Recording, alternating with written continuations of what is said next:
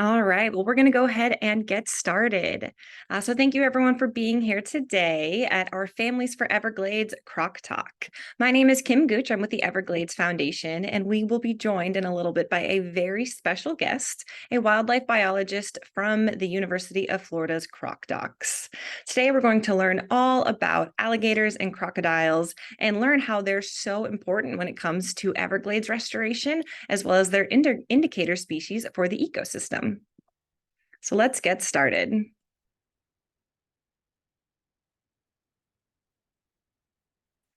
So here we have for you a short compilation video of the Croc Docs out in the field collecting data on these species. You can see them tracking and monitoring these animals, while also you can see them releasing them back out into their environment. So tonight we're going to learn about why this is important when it comes to the Everglades. So pay attention and see if you can spot the difference between alligators and crocodiles.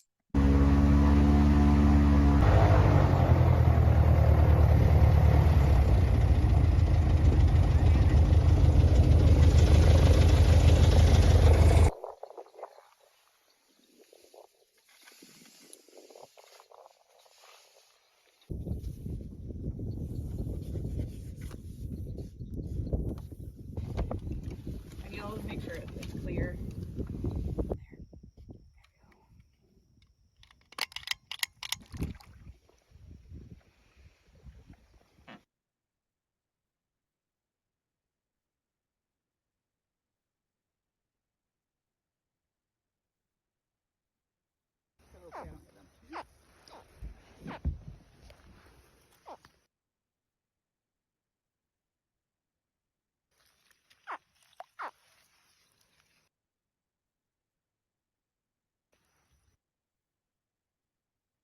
All right, what a great video. I hope we all were able to see. So before we dive in, let's go over a little bit of the differences between the alligators and the crocodile. So a big difference is going to be the shape of the snout. So here you can see we have an alligator snout, an alligator head, where alligators have a much more rounded or a U-shaped snout. And my friend Annalise is on screen. She is our UF Croc Doc wildlife biologist. She has a crocodile on screen, so you can see the differences. Another difference is their skin color.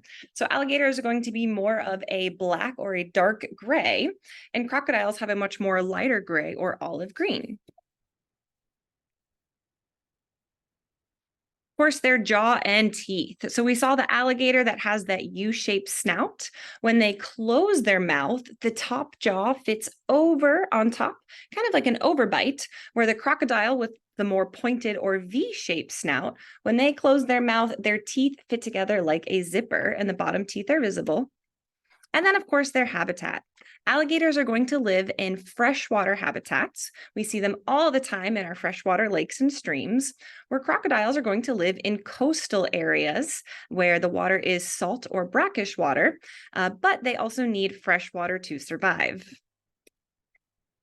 So as I mentioned, my name is Kim Gooch, and I'm the digital marketing coordinator for the Everglades Foundation, a nonprofit organization that works to restore and protect America's Everglades through science, advocacy, and education.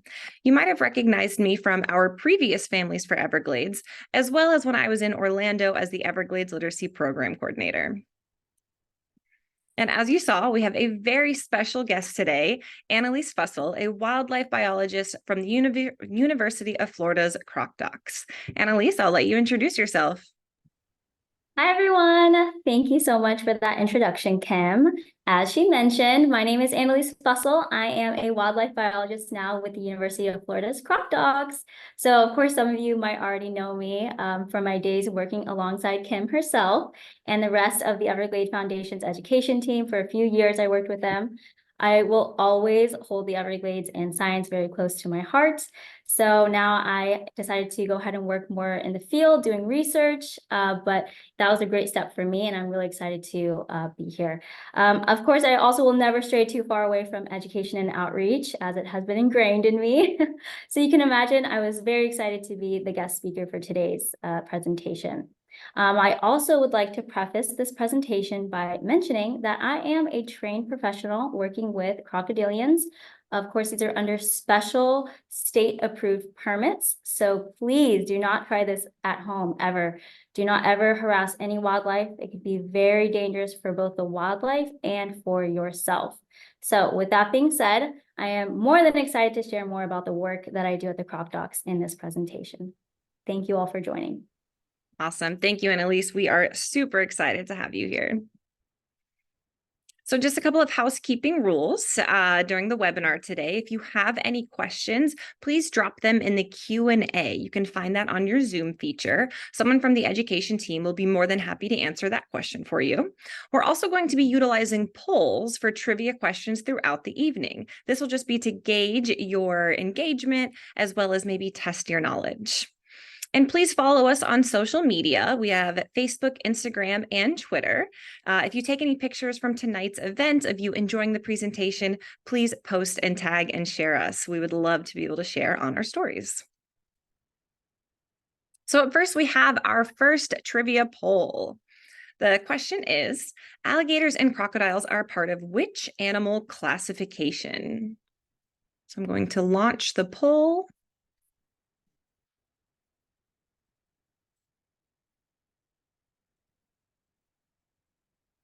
Here we go.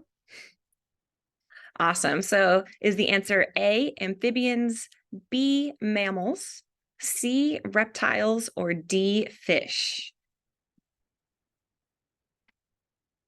All right, I see everyone's answers coming in.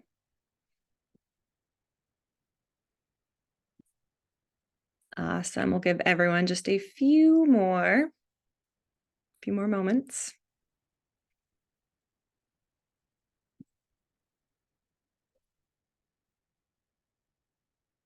All right, so I'll end the poll and share the results.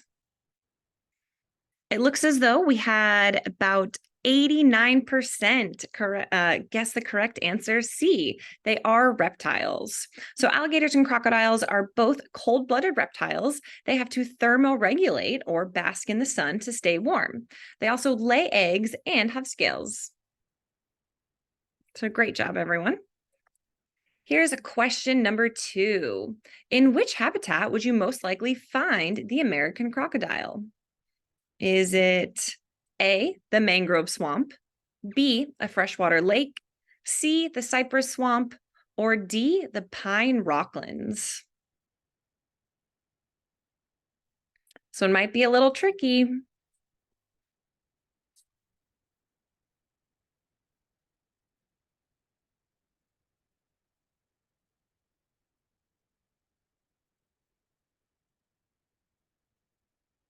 Thank you, everyone, for answering. Almost there.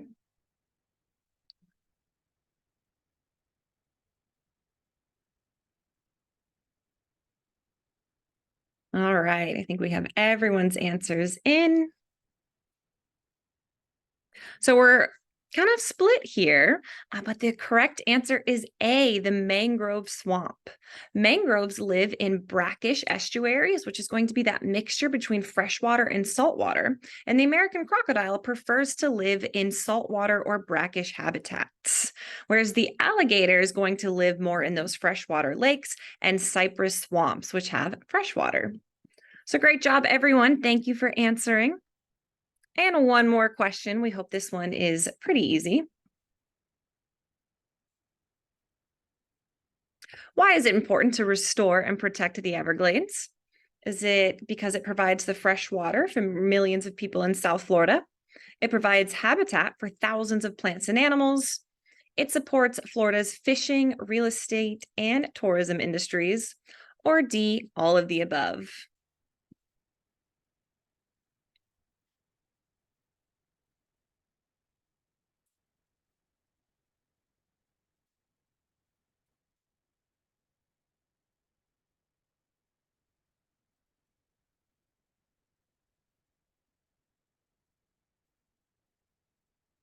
All right.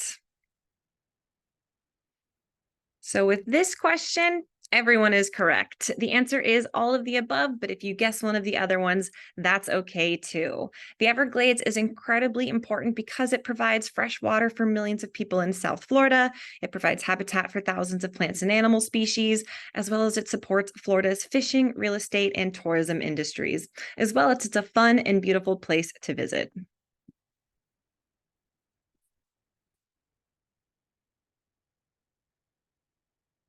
So now diving into the meat of our presentation today, let's talk about the American alligator. American alligator is perhaps one of the most recognizable symbols of the Everglades, and they affect nearly all aquatic life in the ecosystem in some way. They range through the southern United States, but Everglades alligators exist at the southern extreme of their range. They are also ecosystem engineers that build holes, trails, and nests, which provide habitat for plants and animals. Due to hunting and loss of habitat, the alligator was actually listed as an endangered species in 1967. However, new hunting laws have been introduced and populations have increased. They were actually removed from the endangered species list in 1987, so they are a success story. They do, however, remain protected in Florida because they look so similar to crocodiles. And we'll learn that crocodiles are a threatened species in Florida and that they're protected.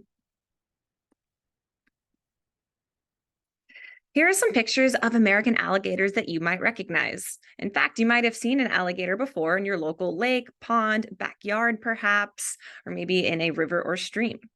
So alligators have that overbite where that top jaw goes over the bottom. You'll see them basking in the sun as they're thermoregulating. And also you can see that their babies are going to be small, black with those yellow stripes.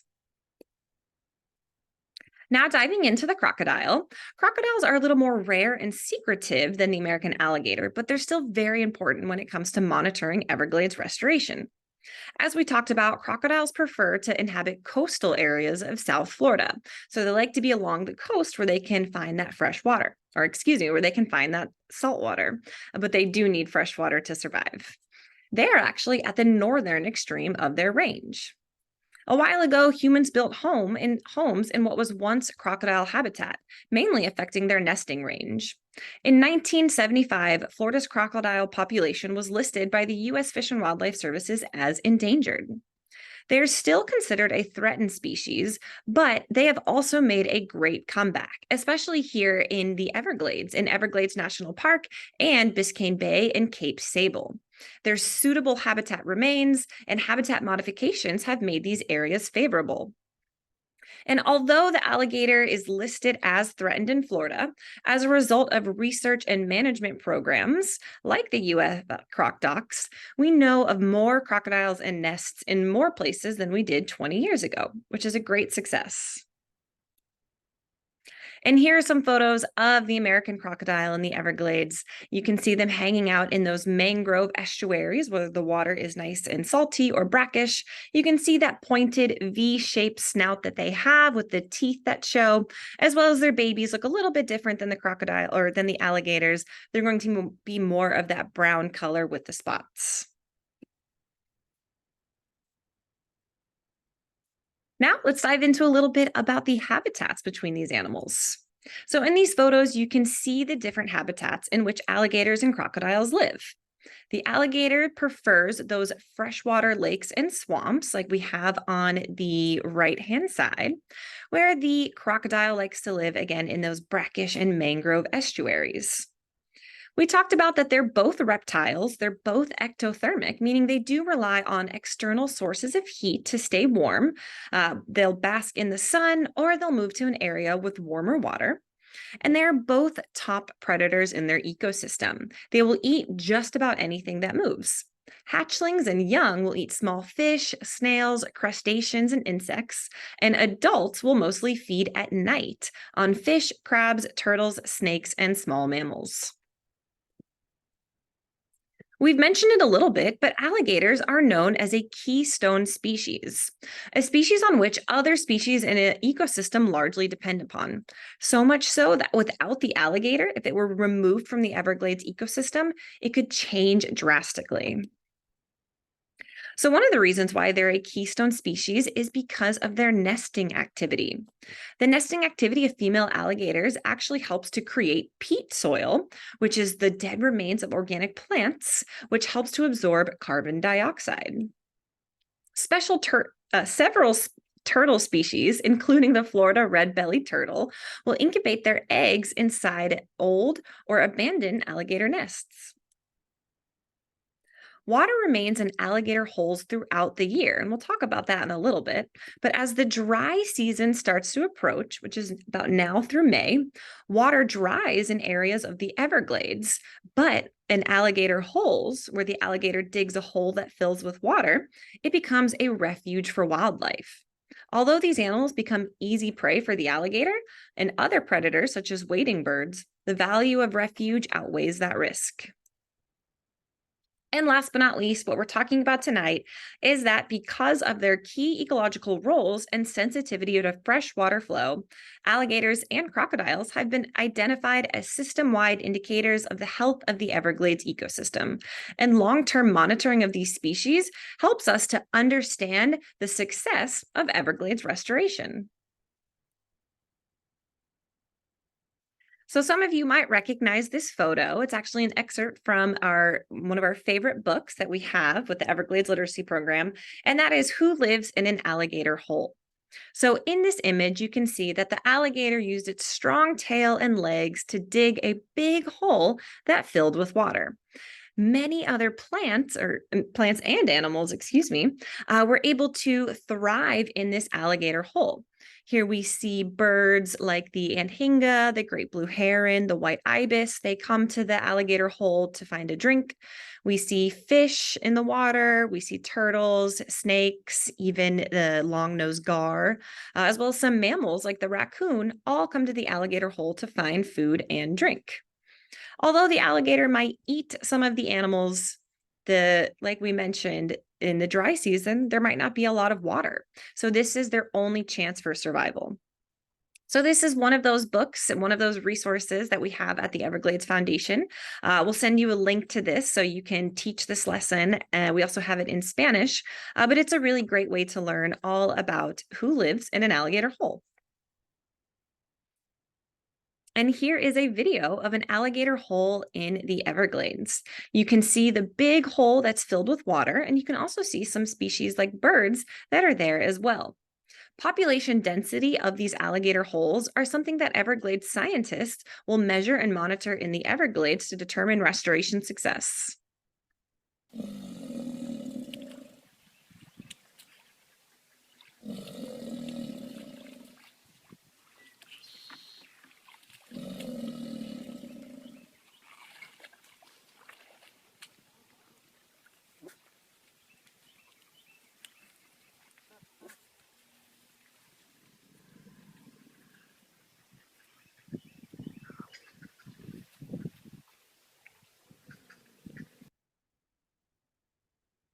Awesome. So now that we've learned a little bit about the differences between American alligators and American crocodiles and how they're key indicators for Everglades restoration, it's time to chat with someone who's actually out there in the field monitoring and collecting data about these animals. Hi again. Thank you, Kim, for front loading us with all of that excellent information. So now to dive into what we do here at Croc Docs, right? So here at Croc Docs, we are a research lab working with the University of Florida. We have these awesome photos of a day in the life. I work under Professor Dr. Frank Mazzotti. He has been conducting research on crocodilians in the Everglades specifically for over 50 years. That's a really long time, right? So of course, needless to say, our team has gathered quite a lot of information, very important information about these incredible and misunderstood species during this time. So we do know how vital both American alligators and crocodiles are, as well as why Everglades restoration efforts are so impactful thanks to this research over these years. So today we conduct both American alligator and American crocodile surveys and catches. We do these at different times of the year for different purposes. And that could be for different reasons, whether or not, for example, we are in a nesting season or not in a nesting season. So for alligators, we are monitoring relative density. We're looking at number of alligators per kilometer. We're looking at body composition, that's measured as length to weight ratio. We're looking at percent of alligator holes that are occupied. For crocodiles, it's going to be a little bit different. Our measurements, we're looking at growth. That'll be centimeters grown per day. We're looking at survival rate over time as well. Now, our next slide has some more photos of a day in the life in the field. And as you can see from these photos, most of my job duties are outside, out in the Everglades, in the swamp, in the marsh, which is so fun to me. I absolutely love my job. But yeah, you can usually find me out in the field in these muddy clothes. I'm on an airboat, I'm on a motorboat. But what exactly am I doing out there? Am I just a crazy person? Maybe. But no, we're over there doing crocodilian surveys, and these surveys can vary, but sometimes they can take all night. So to start off, I would always recommend preparing the night before by getting enough rest. So sometimes these can last almost all night into the next morning. For example, I believe one time I had a survey that lasted from 1 p.m. until 7 a.m. the next day. Very exhausting. So we definitely want to get a lot of sleep the night before. Then when it comes to the actual day of our fieldwork, our scheduling, of course, it depends on what type of survey that my team and I are doing that day. But before we go out for the evening, yes, we go out only in the evening time, which I'll explain later. Before we go out at night, we want to make sure that we pack correctly all of our gear. That can look like ropes, snares, catch poles, thermometers, weighing scales, pit tags, so much more. There's a lot of gear that we really need for this type of work. Whoops, sorry, lights went out. I've been here too late. But yeah, so we're gonna pack all of our gear into our trucks. We have to inspect our fuel levels. We have to look at the mechanics of the boat and truck. We have to do our pre-survey checks. We have a multitude of survey routes that we are looking at these different alligators and crocodiles. So we really need our Garmin GPS systems. So let's make sure we don't run out of batteries. We also need to make sure our communications are in check. Those are all essential things. So we're also going to power up our remote satellite phones. We have to call dispatch, obviously dependent on the specific area we are in. We also have to communicate with our points of contacts, whoever's in the mainland. We want to text them and let them know when we are on the water, when we are off the water. All of those little minute details, they really come in handy and they're very important later on. Like I said, this is a very dangerous job if you don't know what you're doing. I'm a trained professional, and it's always better to be safe than sorry. I can attest, my coworkers and I, we could tell you so many crazy, wild stories from the field about things not going the way we intended. Thankfully, everyone is safe and we know what we're doing. So also, like I showed you all in that introduction video, that was a compilation that Kim put together, thank you, of our gator catch surveys. So we can go into details about what exactly we were doing in that video. Going back to why are we doing these surveys at night? Doesn't that sound a little bit scary, a little bit dangerous? Well, I assure you there is, of course, a scientific reasoning that we are doing that at night. So basically, crocodilians have what is called a tapetum lucidum. That is what is a layer of cells or tissues behind their eyes, and it acts like a mirror. So whenever there's light going through them, that can reflect back. So it's really, really great for us to do these surveys at night because when we scan with flashlights, we can identify and detect those crocodilian species much quicker than if we were, for example, to survey them during the daytime. It wouldn't really work as well.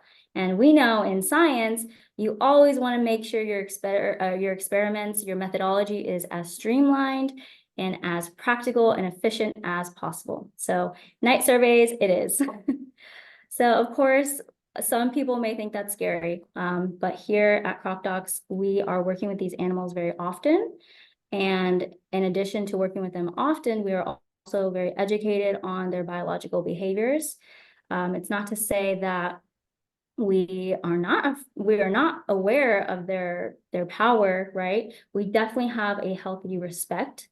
We understand how massive these species are. We understand their natural instincts, and they are, at the end of the day, carnivorous predators. So we definitely have a respect for them.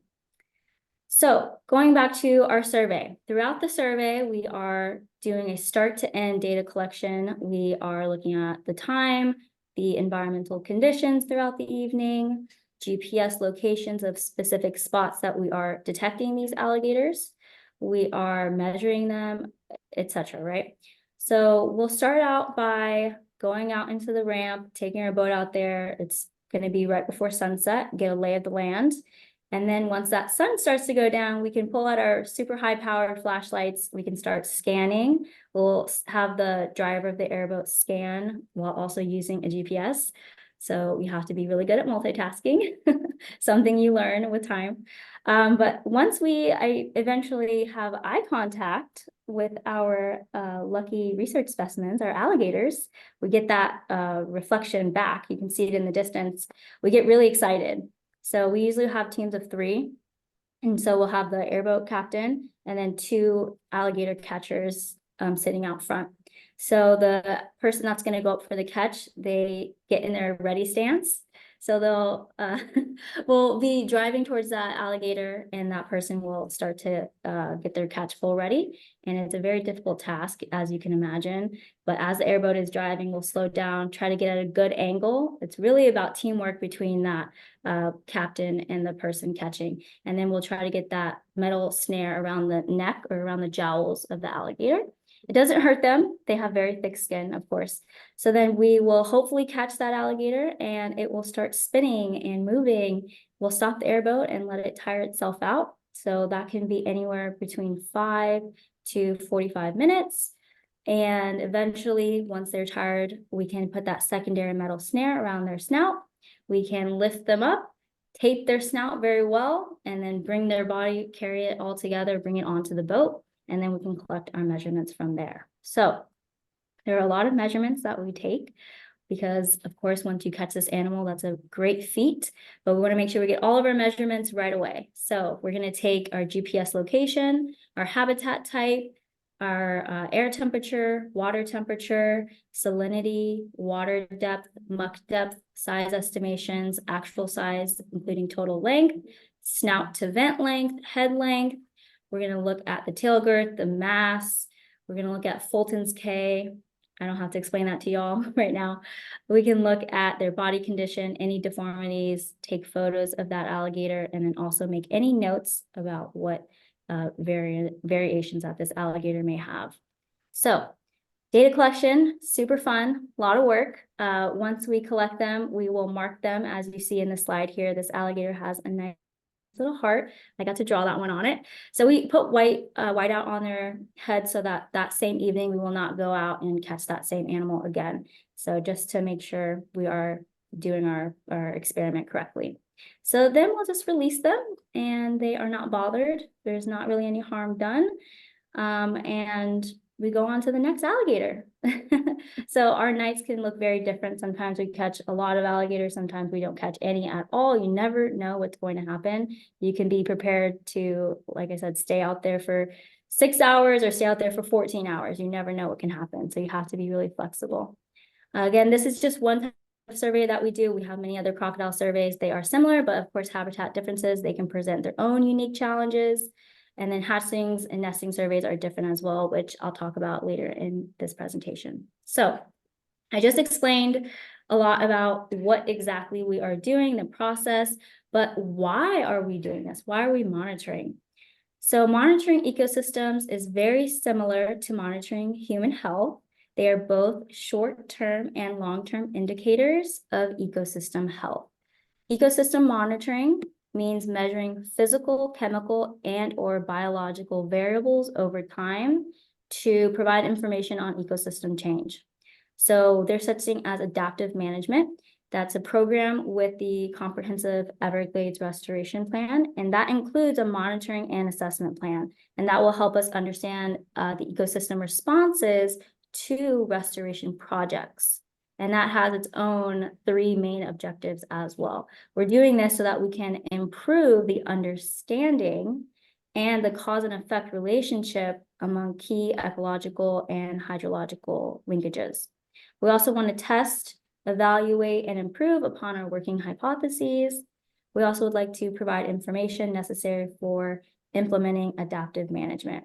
Adaptive management is really about being flexible in managing natural resources. So, for example, with Everglades restoration, we will have a change in water flow. We want to make sure we can flexibly look at that and say, before we did that, it looked like this. After we did that, it looks like this. How should we continue managing that resource from now on? So we have to implement these adaptive management and environmental monitoring techniques so that we can bring a fresh approach and a new hope to restoring one of the world's most valuable and unique resources and ecosystems. Now, this slide, system-wide indicators of Everglades health. Of course, we're talking about how there's no other species that defines the Everglades as much as the American alligator. That is, of course, due to their sensitivity to the freshwater flow, and also just everyone thinks of alligators when they think of Florida and the Everglades. So it's really great because they are valued, they are understood by managers, they are understood by decision makers and the public. So when we look at restoration efforts, this diagram here, it's really showing us the various environmental factors that can be affected by restoration efforts. And those have direct linkages to both the specific animal itself, as well as to the ecosystem. So again, our measurements, we're looking at monitoring alligator populations, looking at relative abundance, the body condition, the occupancy of those alligator holes. When we have restoration, we know it impacts our prey availability and all those other measurements as well. And then crocodiles, we have those different measurements. Those are going to be the growth, the survival rate, and we can use all of these measures to provide answers to questions like how many alligators have changed, like what are the population changes over time? Are these alligators getting fatter? Are they getting thinner? What should they look like? Are they in places that they should be? So it's really important information for sure. So Everglades restoration. Because it is impossible to monitor everything in an ecosystem, ecological indicators are used to assess the restoration effectiveness. We know how vast the Everglades is. It is a very, very large ecosystem. Thankfully, we have indicator species, and to be considered as an indicator species, they really must be representative of the ecosystem. They have to be responsive to changes. They have to be easily monitored and understandable to those natural resource managers. So thankfully, our crocodilians meet all of those. Now, the alligator is an indicator of ecosystem responses because, again, they are sensitive to hydrology, to salinity, to system productivity. All of those are expected to change as a result of Everglades restoration. Awesome. Maps. Maps are one of my favorite resources to use when presenting. Now we can see on the right here, we have that comparison of the current water flow and that Everglades restored water flow. That is Everglades restoration. Now on the left-hand side, we have this stoplight indicator map. This is from the year 2009. I know it's an old map, but it's really relevant because this shows in the red that there were negative conditions for American alligators and American crocodiles. Now we're in the year 2023, on the cusp of turning 2024. And since that map in 2009, we have seen really significant improvements in restoring both the natural flow of the Everglades water system, as well as improvements in the population numbers of both American alligators and crocodiles, as well as their nesting. So I'll go into those numbers in just a bit, but it's really exciting to have that information and to look at how far we've come for sure. Awesome. So nesting season. I know before I started this job, I was super, super excited about working with the nests and the hatchlings. Of course, they're super cute. So let me go ahead and give y'all some information about that work that we do here. So crocodile nesting season, it occurs from April through May. These nests are built on land. These crocodile moms, they will dig up soil, they'll dig up sand, in very hard packed substrate. I've seen insane crocodile nests, even alongside concrete structures. They will find a way to nest, but they can go above ground or even underground. And sometimes underground, it's almost impossible to even see their nests. Females, they will lay about 20 to 60 eggs. They will incubate those eggs for about 85 days. And during this incubation time, temperature is everything for these eggs. So like Kim mentioned before, they are cold-blooded. They are ectotherms, reptiles. So these eggs have to be at a certain temperature for them to incubate and become successful. And also the temperature will determine the sex of that little hatchling. So for temperatures that are, so for the first 10 days, those temperatures are really the most important. Temperatures above 88 degrees Fahrenheit will result in male crocodiles. Temperatures below 88 degrees will result in females. Now, if the temperatures go below 82 degrees Fahrenheit, the eggs will not survive. And if the temperatures are too high, also the eggs will not survive. So they are very sensitive. Remember, they are indicator species. Now, when that incubation period is complete, in about late July, sometimes early August, the females will actually dig up their nest because they'll hear the babies actually calling to their moms after they hatch inside. And so the female will use her claws, she'll dig up that nest and she'll carry them in her mouth to the water, and they will go ahead and fend for themselves. She'll keep an eye on them, but she usually will let them kind of learn the way of the world. So I do have some really exciting recent data from this year's nesting and hatchling collection period. My team and I were able to get all this information from this summer. So these are really positive numbers. We can look at our different survey sites. We have Cape Sable, Flamingo area. We have northeastern Florida Bay. We have Everglades National Park and various other areas. Our total nests were at 166, and the total successful nests were 138, which is a really good number. And then we have our hatchlings on the bottom chart. Our total number of hatchlings today, this year, was 901. That's super exciting. At one point, American crocodiles used to be at about 300 total. And now in the year 2023, we're looking at above 2,000. Having 901 hatchlings is a pretty good number. So we're excited about that for sure. Alrighty, so protecting and restoring habitat for these animals, it is vital. So if we continue to protect and restore this habitat, they will continue to prosper. It's really about protecting that habitat.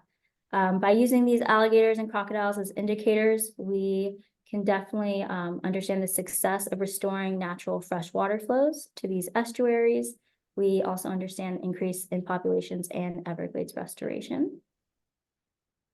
And of course, if we are unable to change people's misconceptions about crocodiles and alligators, recovery may become an increasingly difficult task.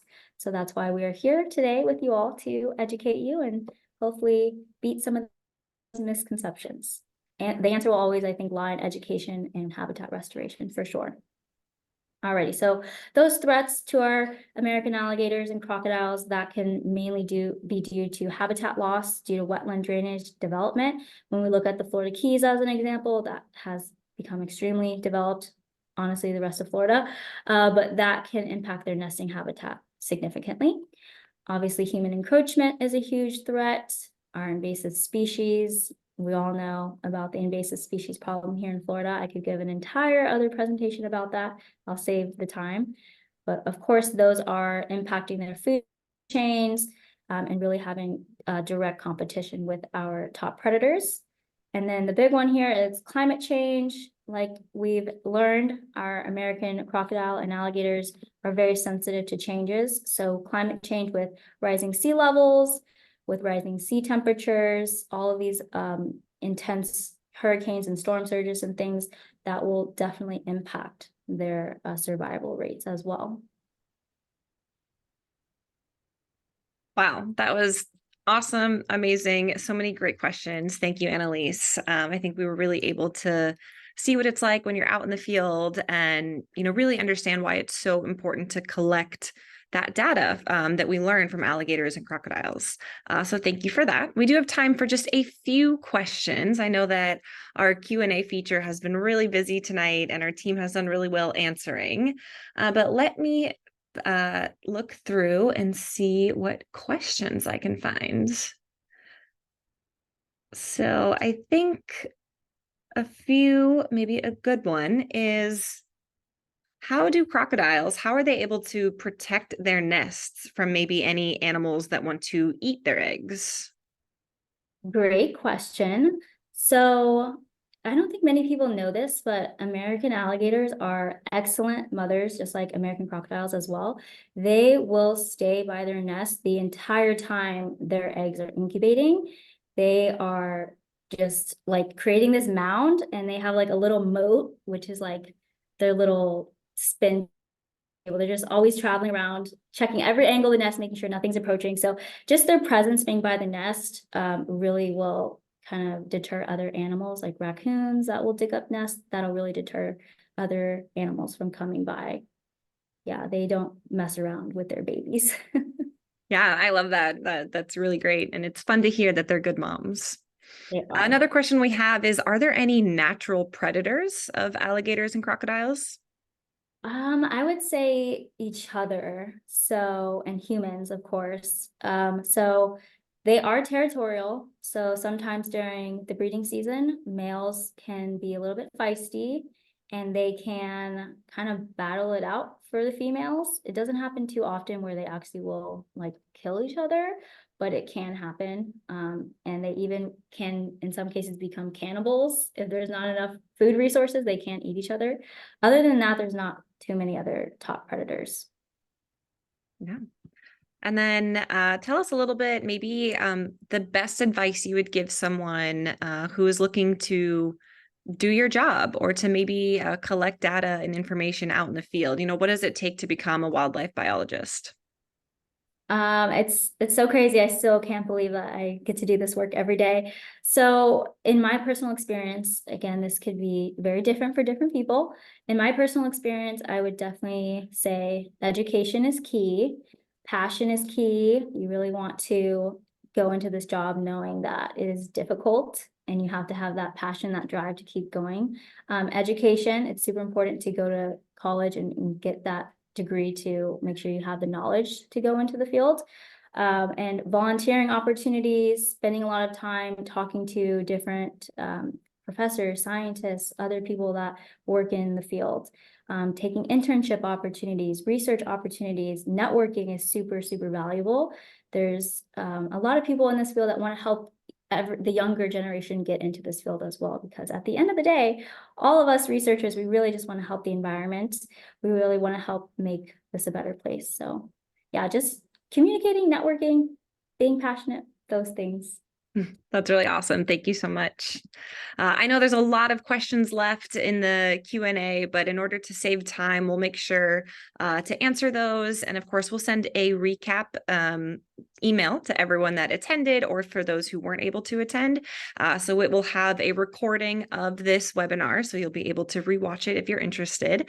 And we'll also share some resources and some links that we talked about today, as well as a recap. And we can also share the Croc Docs website so you can learn a little bit about what they're doing. But just to recap what we went over today, the Everglades really is the only place in the entire world where you can find both the American alligator and the American crocodile living side by side.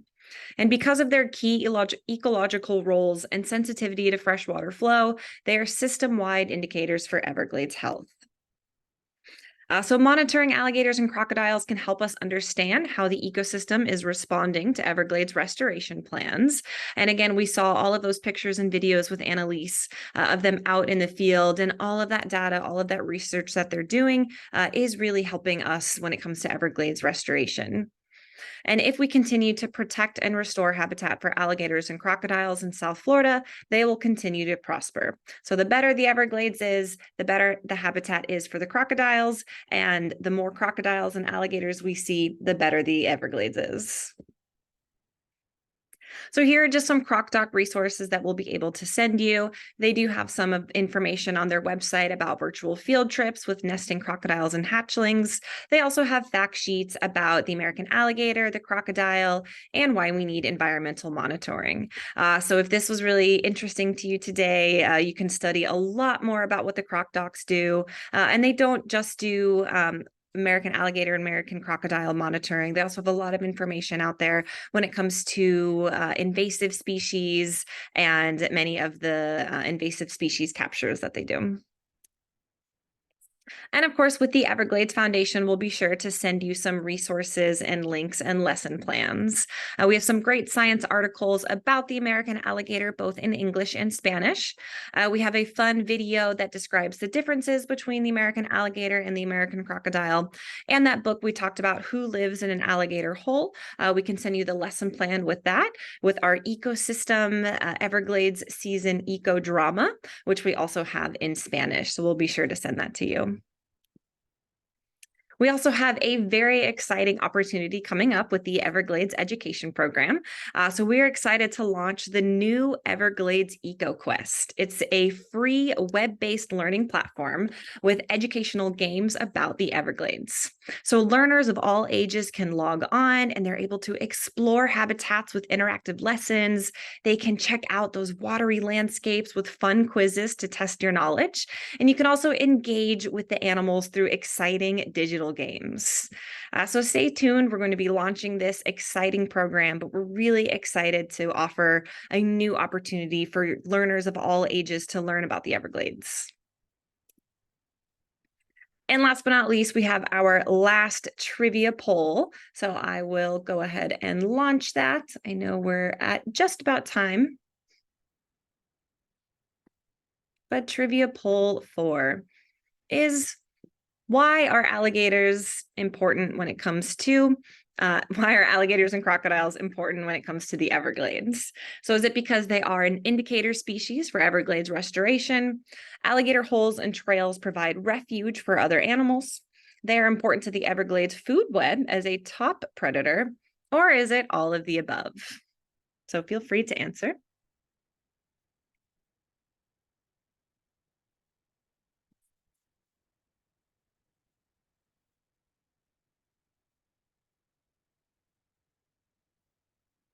All right, just a few more moments.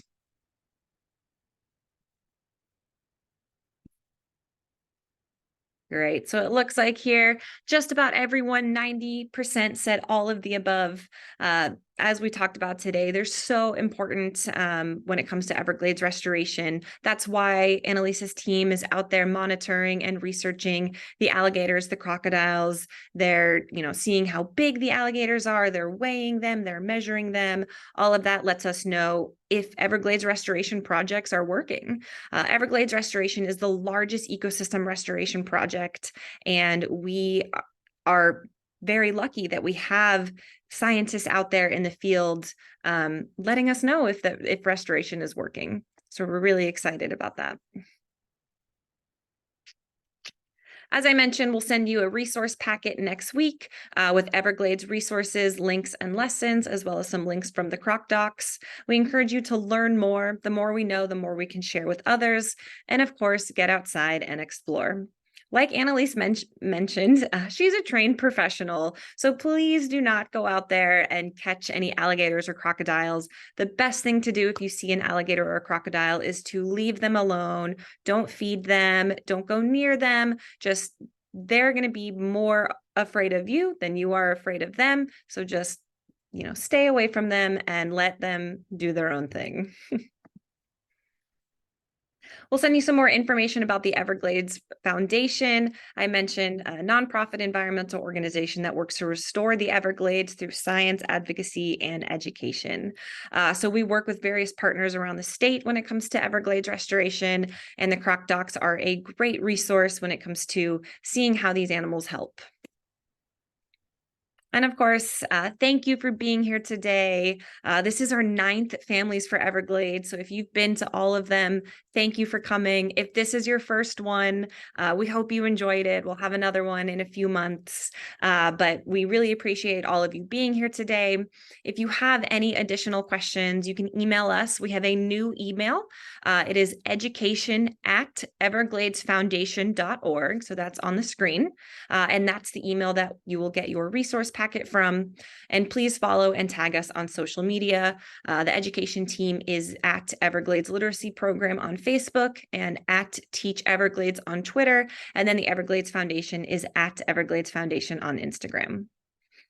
So thanks so much. We hope you enjoyed. We hope you learned a little bit about alligators and crocodiles and how they're important for Everglades restoration.